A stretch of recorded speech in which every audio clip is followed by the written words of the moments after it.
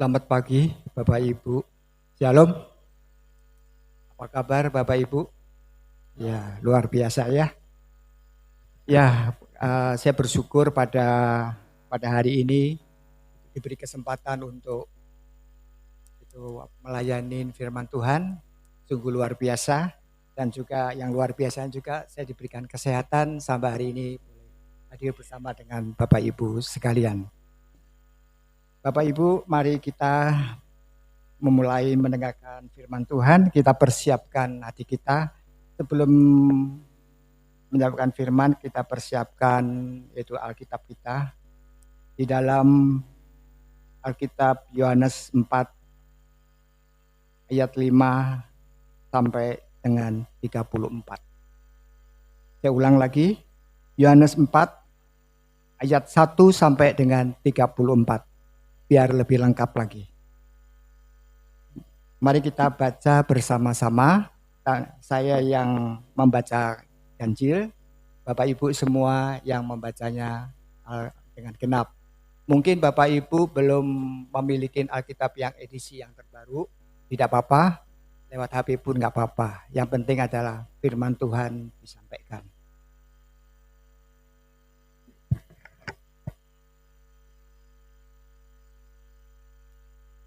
Yohanes 4 ayat 1 sampai dengan 34. Demikian firman Tuhan.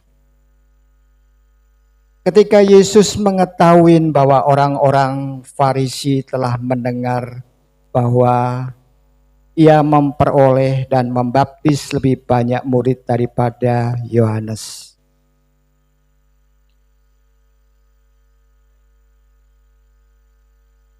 ia pun meninggalkan Yudea dan kembali lagi ke Galilea. Lalu sampailah ia ke sebuah kota di Samaria yang bernama Sikar, dekat tanah yang diberikan Yakub dahulu kepada anaknya Yusuf.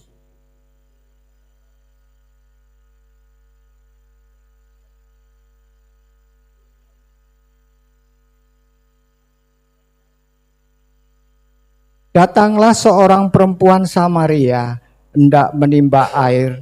Kata Yesus kepadanya, berilah aku minum.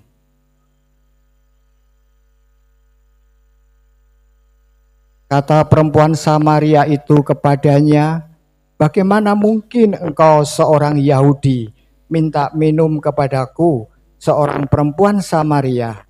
Adapun orang Yahudi tidak bergaul dengan orang Samaria.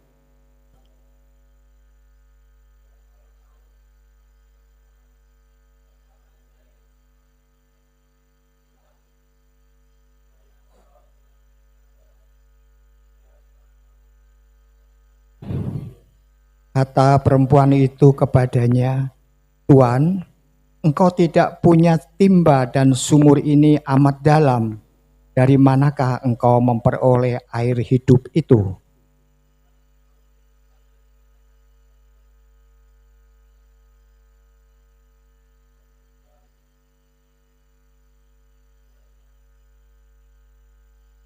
Jawab Yesus kepadanya, siapa saja yang minum air ini, ia akan haus lagi.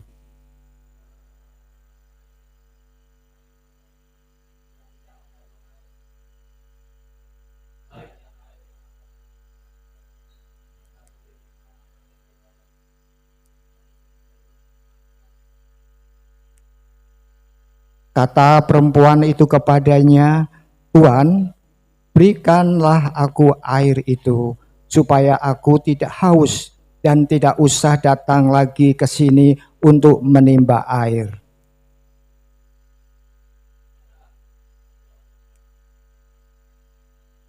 Kata perempuan itu, aku tidak mempunyai suami.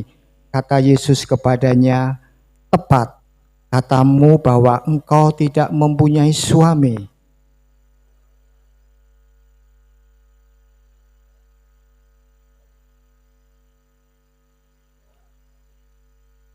Kata perempuan itu kepadanya, Tuan, nyata sekarang padaku bahwa engkau seorang nabi.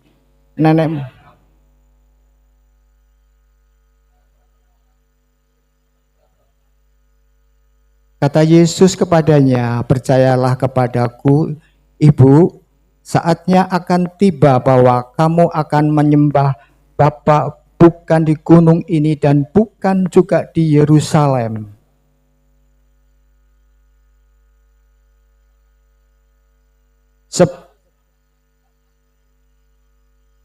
Namun saatnya akan tiba dan sudah tiba sekarang bahwa penyembah-penyembah benar akan menyembah Bapa dalam roh dan kebenaran. Sebab Bapa mencari orang-orang yang menyembah Dia secara demikian.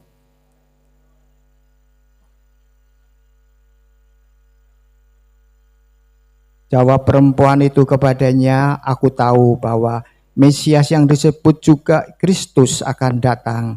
Apabila ia datang, ia akan memberitakan segala sesuatu kepada kami."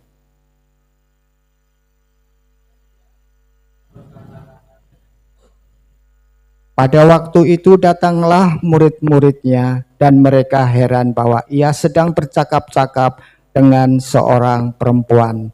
Namun tidak seorang pun yang bertanya, "Apa yang kau kehendaki?" atau "Apa yang engkau percayakan dengan dia?"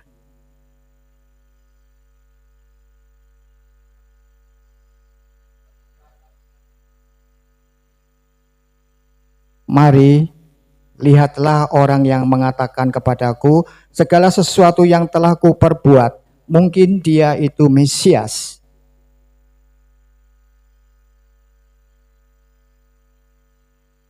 Sementara itu murid-muridnya mengajak dia, katanya, "Rabi, makanlah."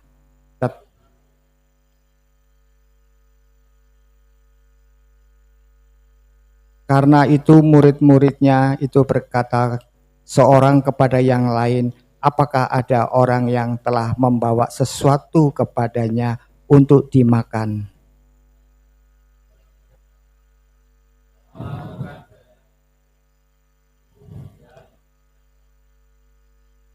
Demikian Injil Yesus Kristus. Berbahagialah mereka yang mendengarkan firman Allah dan yang memeliharanya.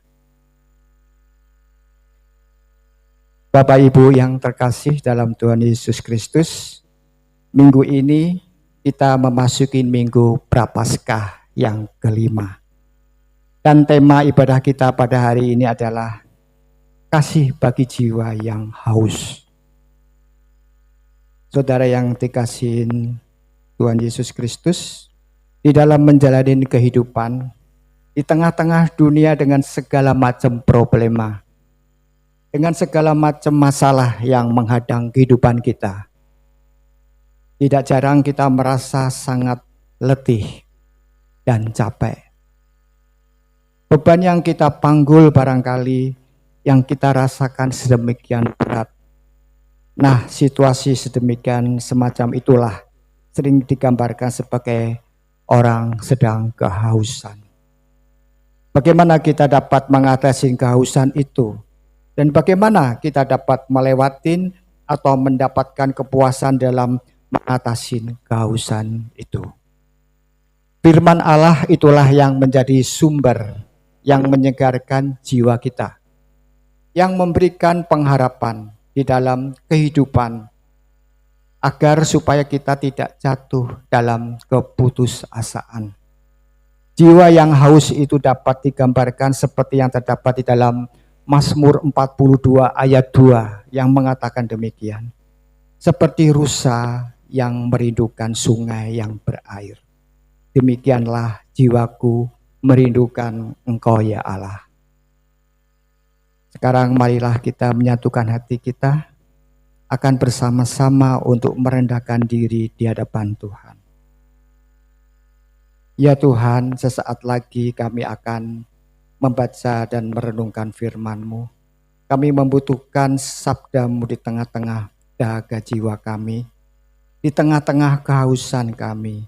Kami membutuhkan kelegaan yang sejati, dan kelegaan sejati hanya ada pada Engkau ya Allah. Oleh karena itu, biarkan Engkau berkenan untuk bersabda kepada kami, semua supaya di dalam kehidupan kami, di tengah-tengah pergumulan maupun juga perjuangan hidup kami boleh mendapatkan kekuatan dan pengharapan yang baru di dalam Tuhan Yesus Kristus. Urapi, layakkan, dan mampukan hamba-Mu ini untuk menyampaikan segala sesuatu yang Tuhan kehendaki untuk kami. Dan dengarkan dan kami renungkan pada saat ini. Bersabdalah ya Tuhan, karena kami siap untuk mendengarkan. Di dalam Kristus Tuhan kami berdoa. Amin. Saudara yang saya kasih dalam Tuhan Yesus Kristus, salah satu pengalaman yang tidak menyenangkan atau membuat kita tidak nyaman adalah soal haus. Mungkin juga ada hal yang mengatakan lapar. Haus dan lapar beda-beda tipis. Apakah itu kelaparan atau kehausan, mana yang paling dapat kita tahan? Tentu kelaparan. Lapar masih bisa tahan, Bapak Ibu. Kelaparan orang masih bisa tahan, tetapi tidak demikian dengan kehausan. Orang yang kehausan itu lebih menderita daripada orang yang kelaparan. Nah, kita haus atau kehausan itu sering dipakai untuk mana yang lain. Bukan hanya sekedar haus karena air, pingin minum atau dahaga, pingin minum air yang artinya secara harfiah. Tidak hanya sekedar itu, kehausan atau dahaga juga sering dipakai untuk menggambarkan kehidupan yang kering. Kehidupan yang kering adalah kehidupan yang dipenuhi dengan berbagai macam persoalan. Persoalan masalah atau persoalan itu dirasakan sedemikian berat sehingga bisa dikatakan tidak mungkin dapat diatasin sendiri. Sehingga terlalu berat untuk dapat kita hadapin untuk persoalan-persoalan yang tidak mampu kita selesaikan pada saat ini. Tentu setiap kita pernah mengalami pengalaman semacam itu Bapak Ibu. Pasti dalam setiap keluarga pernah. Amin. Menghadapi persoalan yang kita enggak tahu bagaimana menyelesaikannya. Yang seringkali terbayang bukan pengharapan lagi, melainkan justru sebaliknya keputusasaan. Yang terbayang sesuatu yang menakutkan, yang bakal terjadi. Persoalan itu begitu berat, enggak mungkin dapat diselesaikan. Persoalan umat Kristen contohnya.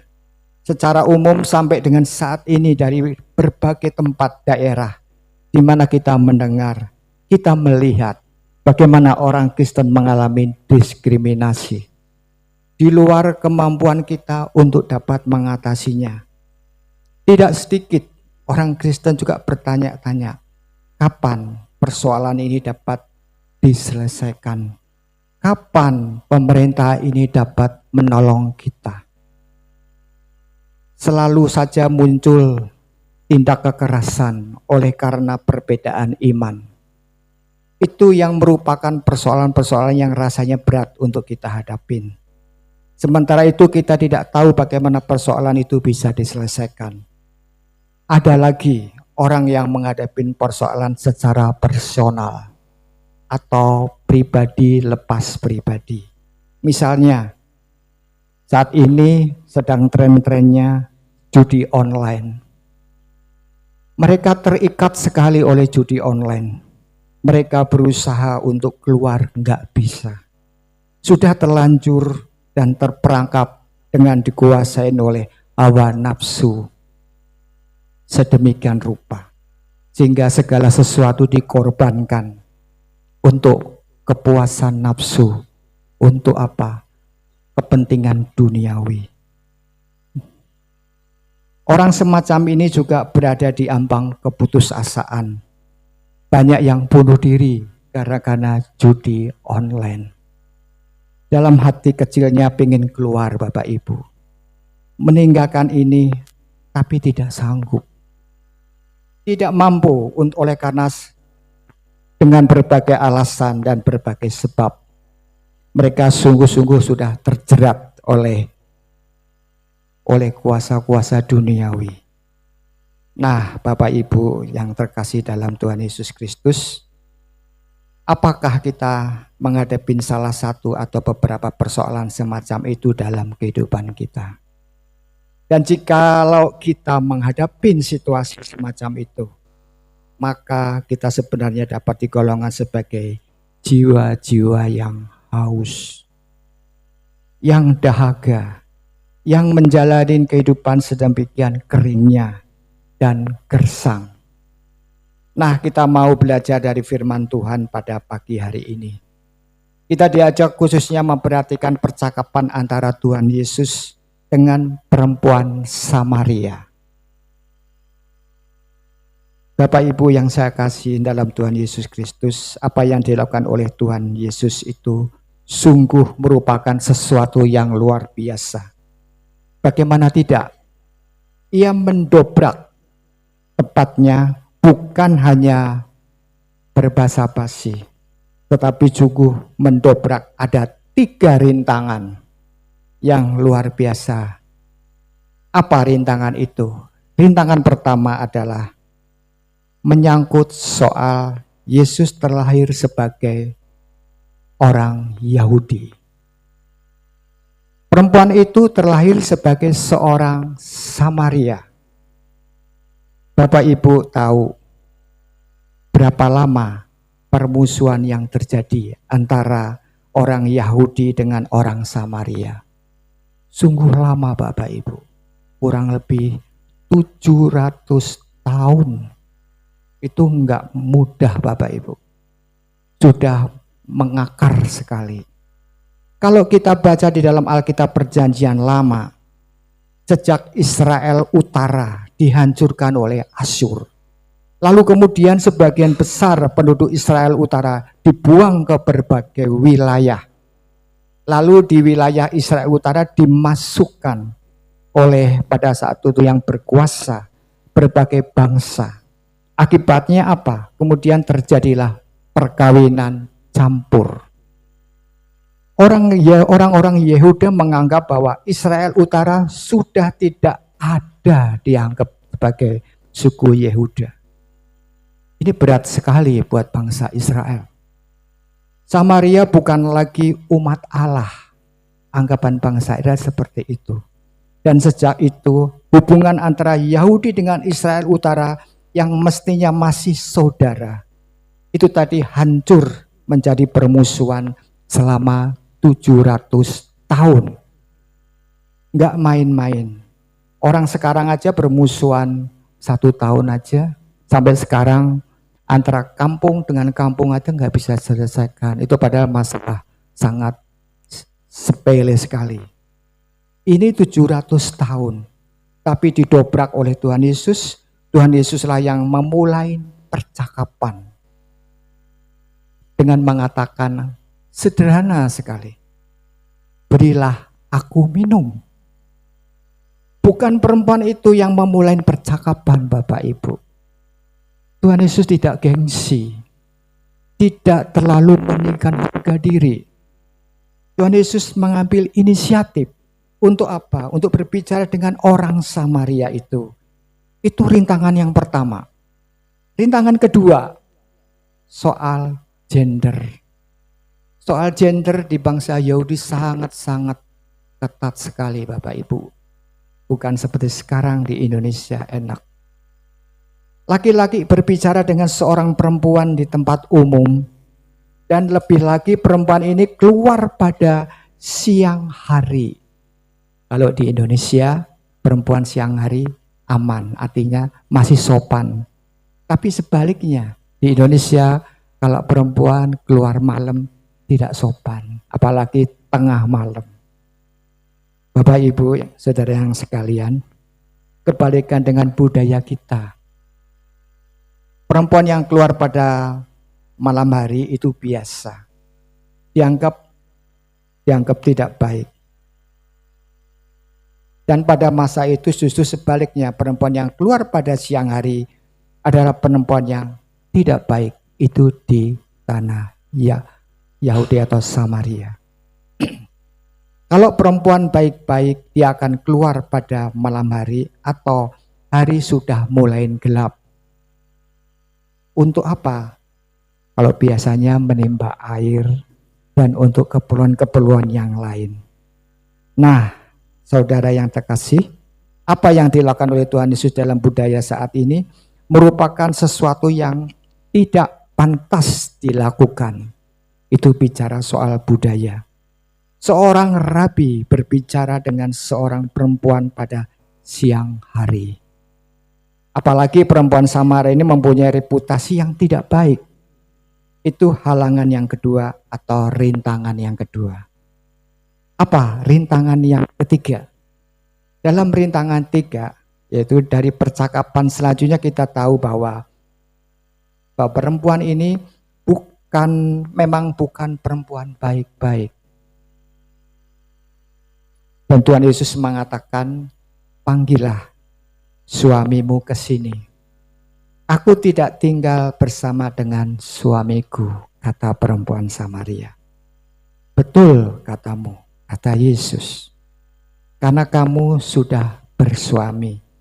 Bersuami 5 dan sekarang ini tinggal yang bersama kamu bukan suamimu.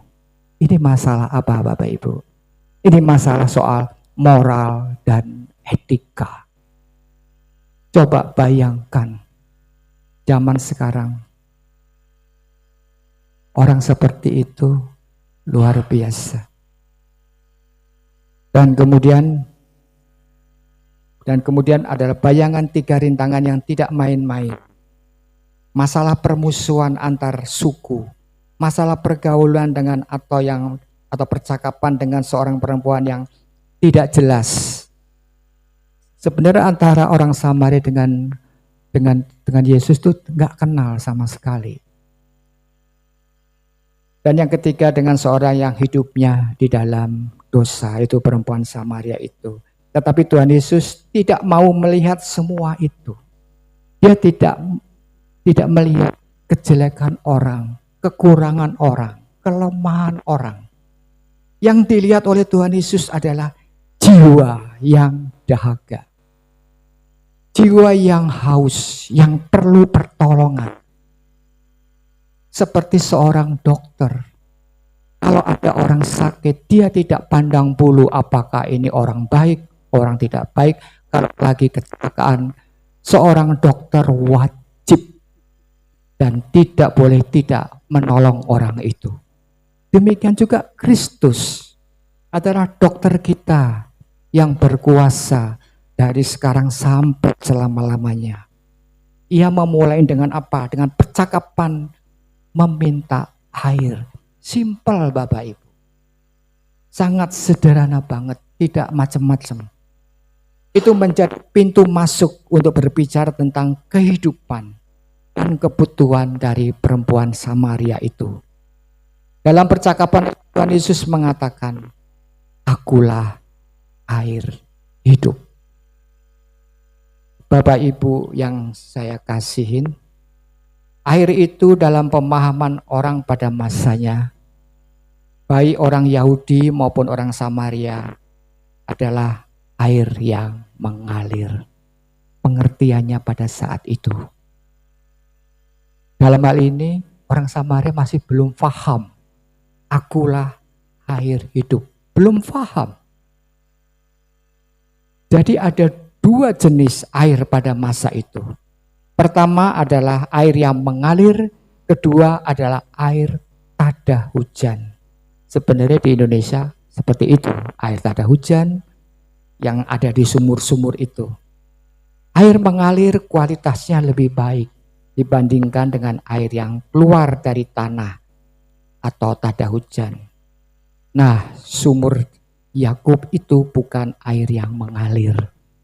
Sumur Yakub itu air yang keluar dari tanah. Ya, pastinya air tada hujan. Nah, ketika Tuhan Yesus mengatakan, aku akan memberi kamu air hidup, maksud yang ditangkap oleh perempuan Samaria, itu Yesus menawarkan air yang mengalir tadi. Air yang biasa secara harafiah. Apa yang dimaksud oleh Tuhan Yesus dengan air hidup? Ini penting Bapak Ibu, ini penting kita harus mengerti. Bukan air yang mengalir atau bukan air yang sesungguhnya air tada hujan, adalah belas kasih dan pengampunan dari Allah. Siapapun termasuk saya, apa enggak pernah berdosa? Tanpa ada belas kasih Allah, pengampunan dari Allah, kita bukan siapa-siapa Bapak Ibu. Kita masuk neraka ujungnya. Karena belas kasih Allah dan pengampunan dari Allah itu, kita boleh diselamatkan. Itu penting sebagai iman kekristenan kita. Itu yang ditawarkan oleh Tuhan Yesus kepada Samaria. Itu bahwa ia hidup di dalam dosa, membutuhkan pembebasan. Dan pembebasan itu hanya akan didapat ketika Allah menyatakan cinta kasih-Nya. Ketika Allah menyatakan pengampunannya. Dan selanjutnya Tuhan Yesus juga berbicara tentang beribadah kepada Allah. Selain juga tadi belas kasih, pengampunan, ketiga adalah ibadah kepada Allah itu sendiri. Dan perempuan Samaria itu memprotes.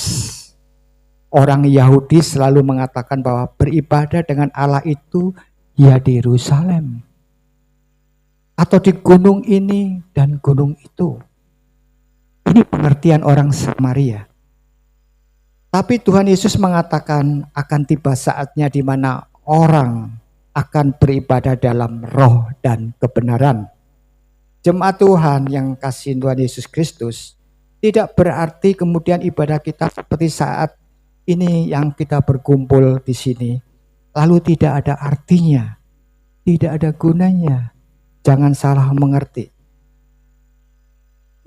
Ibadah di dalam roh itu berarti di dalam ibadah di dalam ketaatan. Barangkali kita masih ingat percakapan antara Tuhan Yesus dengan murid-murid di Taman Getsemani. Berdoalah dan berjaga-jagalah. Roh memang kuat tetapi tubuh lemah.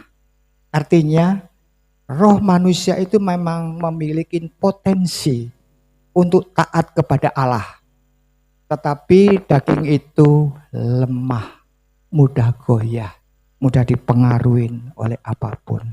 Oleh sebab itu Tuhan selalu mengingatkan terus dalam roh dan kebenaran.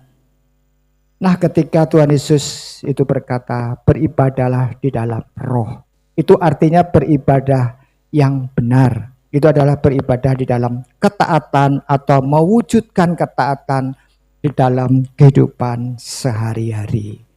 Artinya ini lebih luas lagi. Ibadah ya penting. Di sini ada beribadah di tempat rumah ibadah. Tetapi di luar ibadah, kita harus bisa mewujudkan ketaatan kita dalam kehidupan sehari-hari. Hidup di dalam kebenaran itulah ibadah yang dikehendaki Allah. Sehingga ketika Tuhan Yesus mengatakan demikian, ia mau mengatakan jangan terpaku pada Yerusalem. Jangan terpaku pada gunung ini dan gunung itu. Seperti halnya kepercayaan yang lain. Kalau enggak di tempat ini, enggak sakral Bapak Ibu. Ini penting Bapak Ibu. Saya ingin tegaskan lagi. Karena ibadah yang paling utama adalah bagaimana kita mewujudkannya. Bagaimana engkau menyatakan ketaatanmu kepada Allah dan hidupmu di dalam kebenaran. Atau melakukan apa yang benar sesuai dengan kehendak Allah. Bukan sesuai dengan kehendak kita. Itulah ibadah yang sejati. Sebenarnya ini juga merupakan teguran dalam tanda kutip. Misalkan sekarang lagi ngeten. Orang berbondong-bondong ke Yerusalem. Sebagai Holy Land. Sebagai tanah suci. Bapak Ibu saudara sekalian. kalau kita membaca sejarah khususnya sejarah Yerusalem itu adalah sejarah yang penuh dengan pertumpahan darah. Mungkin Bapak Ibu kaget dengan kata-kata ini. Saya tidak mau berbahasa basi, tapi ini nyata. Yesus sendiri ditolak habis-habisan di sana. Disalibkan, dibunuh, dan mereka mati dan bangkit yang akan kita rayakan beberapa minggu lagi. Bagaimana mungkin dikatakan itu tanah suci? Ini penting Bapak Ibu. Tapi kalau mau piknik silakan. Kalau ada uang lebih tidak salah. Artinya kita belajar firman yang kita baca di dalam kenyataan seperti halnya kalau kita melihat di Candi Borobudur. Kita tahu sejarah Borobudur. Kita pergi ke Magelang, oh ternyata begini, oh ternyata gini. Mencocokkan atau napak tilas, itu tidak salah. Tapi untuk mengatakan bahwa kita sedang pergi ke tanah suci, itu kurang tepat. Salah enggak? Kurang tepat. Jadi di mana tanah suci itu sesungguhnya? Ini yang akan saya sampaikan. Di semua tempat di mana Allah dihormatin dan dimuliakan, itulah tanah suci. Di sini tempat gereja hati kudus juga bisa disebut sebagai tanah suci. Tanah yang disucikan oleh Kristus lewat peribadatan kita, lewat perjamuan kita. Kita nggak boleh main-main dengan peribadatan itu.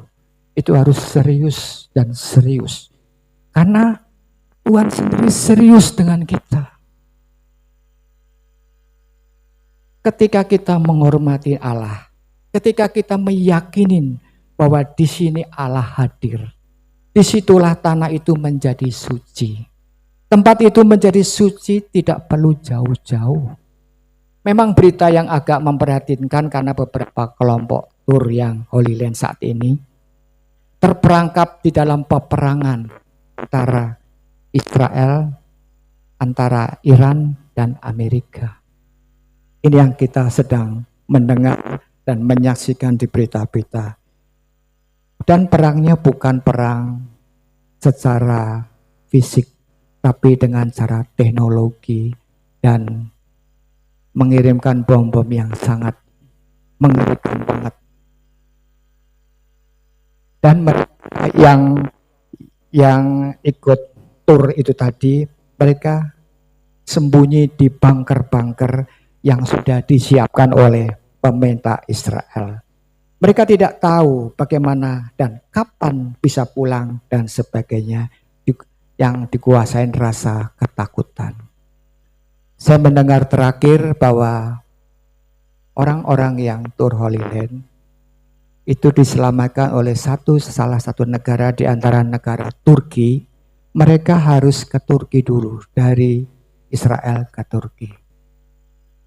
Berapa biayanya? Satu orang 54 juta. Satu orang. Itu cuma berangkat. Padahal biaya pulang pergi kan sudah dibayar semua. Karena apa? Itu tur yang tidak ada kerjasama dengan kedutaan besar.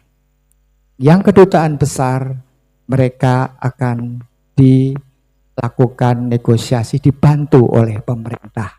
Jadi ada dua. Kalau seandainya ada tur ke sana Bapak Ibu, carilah yang resmi. Itu. Nah, Yerusalem kembali adalah penuh dengan pertumpahan darah pada masa lalu. Saling membantai ribuan tahun. Jemaat Tuhan yang terkasih, Tuhan Yesus mengatakan ibadah yang benar adalah ketika kita hidup mengalami perubahan. Tes.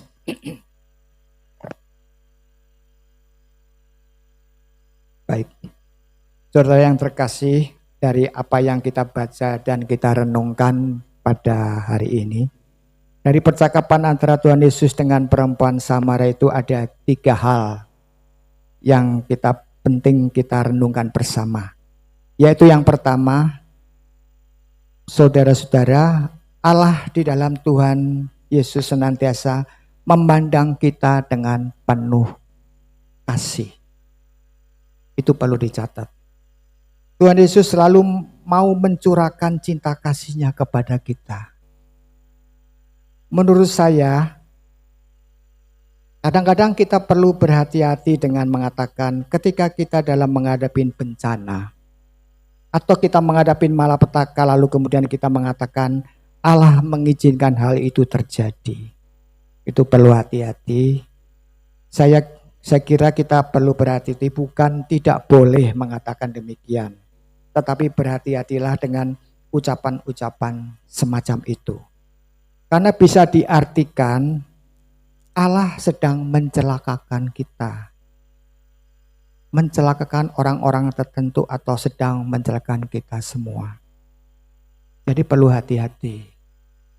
Ketika kita menghadapi bencana dan ketika menghadapi tantangan kehidupan yang sulit, bahkan ketika kita mengalami kejatuhan, apakah itu kejatuhan dosa? Apakah kejatuhan dalam usaha kita? Apakah kejatuhan dalam bisnis kita? Atau pekerjaan kita di PHK? Atau dalam hal apapun? Jangan mudah mengatakan ini adalah cobaan dari Tuhan, bukan itu. Pada saat itu Allah hadir memang memandang kita dengan belas kasih. Allah tidak pernah merancang kecelakaan bagi anak-anaknya. Lalu bagaimana itu bisa terjadi? Dan seringkali dalam kehidupan kita ini kita lihat ada hukum alam yang tidak dapat kita hindarin. Apa yang dimaksud? Ambil contoh. Contohnya adalah soal bencana di Aceh yang baru-baru ini terjadi. Bencana di Padang. Bencana di Sumatera. Bapak Ibu sudah tahu lah ceritanya seperti apa. Saya enggak memperpanjang itu. Kalau kita terpleset, misalkan jatuh, kita patah tulang. Itu hukum alam. Artinya apa? Tubuh kita memang tidak dirancang untuk tahan banting. Kita sudah umur, lari-lari ada airnya, kita mau seperti anak muda, enggak bisa. Kita harus tahu diri, ada hukum yang namanya hukum gravitasi. Pasti jatuh aja. Dan inilah keberadaan kita. Jadi kalau kita jatuh lalu mengalami patah tulang, jangan mengatakan kenapa Tuhan engkau izinkan ini terjadi. Itulah manusia. Itulah kita, belum lagi kita berbicara soal tadi yang saya katakan hukum gravitasi yang membuat orang bisa jatuh. Kalau enggak ada gravitasi, lalu kita apa? Bisa melayang-layang. Apa jadinya? Kacau. Justru ada gravitasi kita menapak di bumi dan kalau terpleset kita tidak bisa jatuh. Tetapi ketika menghadapi sesuatu semacam ini, Allah tetap hadir. Allah menyatakan cinta kasih-Nya, belas kasih-Nya melalui berbagai macam cara yang seringkali kita tahu. Saudara yang terkasih dalam Tuhan Yesus Kristus, ada banyak pengalaman dalam hidup kita yang pahit, yang getir, yang mendukakan, bahkan membuat kita sangat marah. Tetapi toh itu kalau kita perhatikan, ada banyak pertolongan Tuhan yang sebenarnya muncul dalam keadaan seperti itu. Hal yang kedua adalah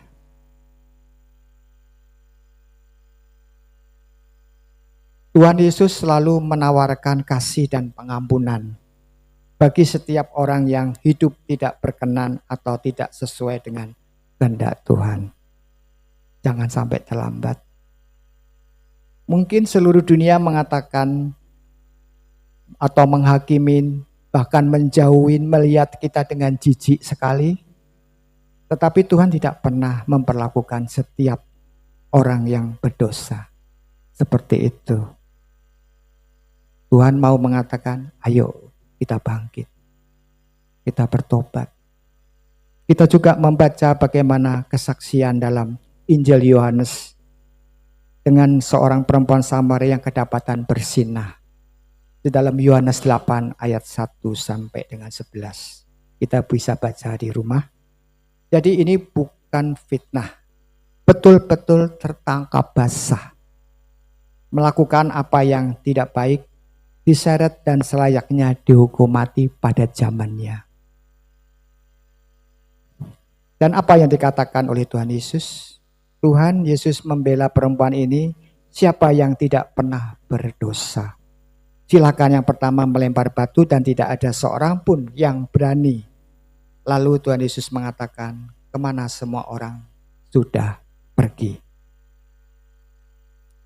Baiklah, aku juga tidak menghukum kamu, tetapi pergilah dan jangan berbuat dosa lagi.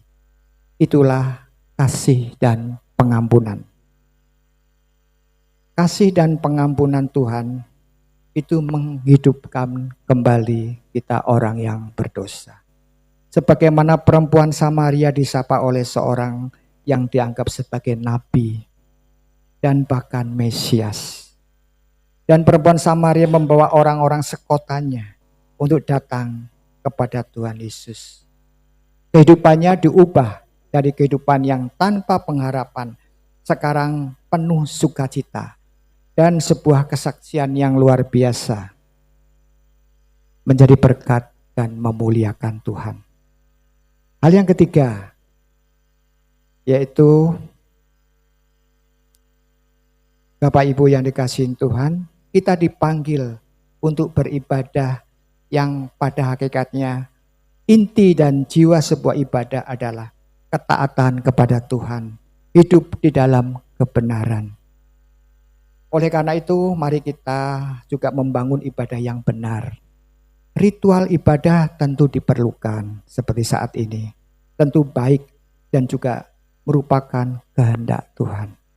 Tuhan Yesus sendiri juga datang ke rumah ibadat setiap hari Sabat. Itu menunjukkan penghargaan Tuhan Yesus terhadap ritual atau ibadah atau upacara keagamaan. Itu penting dan baik, tetapi tidak boleh berhenti sampai di situ. Karena ibadah itu harus mempengaruhi dan mengubah kehidupan kita menjadi kehidupan yang lebih baik.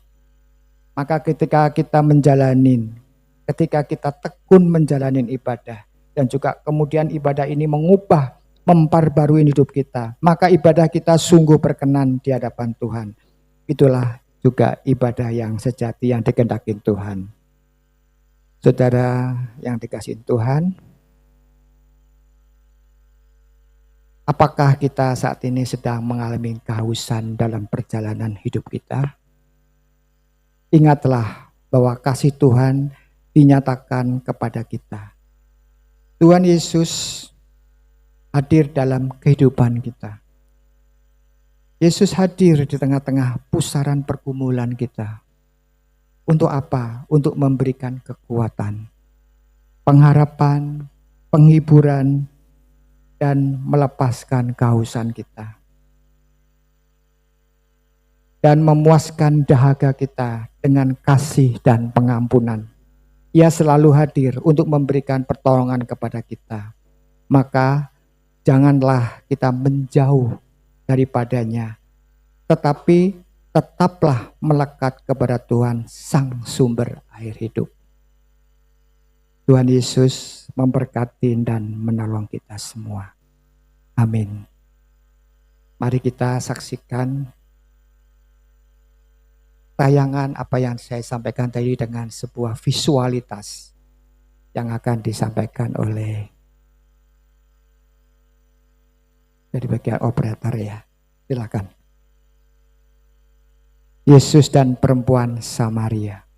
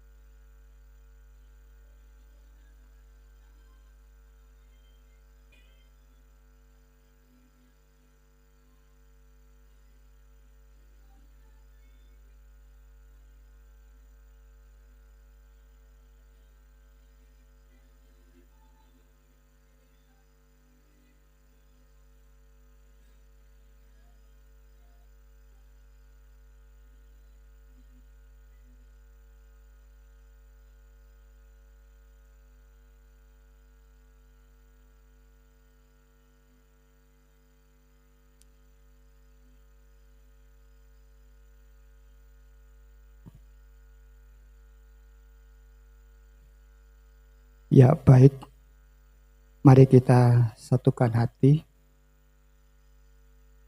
kita berdoa.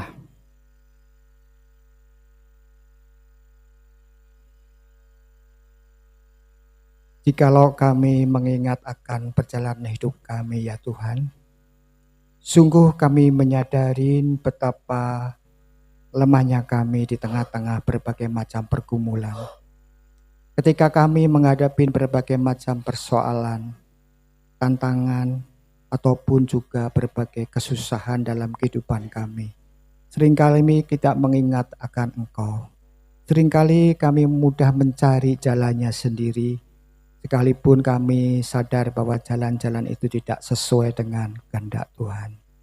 Dan itulah sebabnya mengapa kehidupan kami semakin terpuruk. Semakin jauh dari Tuhan, semakin jauh, semakin gelaplah kehidupan kami. Dengan penuh kerendahan hati kami datang kepadamu. Jiwa-jiwa yang lelah, jiwa-jiwa yang dahaga ini sungguh merindukan kasih sayang Tuhan. Maka berbelas kasihanlah kepada setiap kami anak-anak-Mu yang berdosa ini. Ampunilah kami, bersihkanlah kami dari segala pelanggaran kami, supaya kami juga layak untuk tetap menjadi anak-anak tebusan-Mu. Nyatakanlah belas kasih-Mu, ampunilah dosa dan kesalahan kami. Di dalam Kristus kami memohon semua. Terpujilah Engkau ya Bapa, Allah Bapa, Anak dan Roh Kudus. Amin.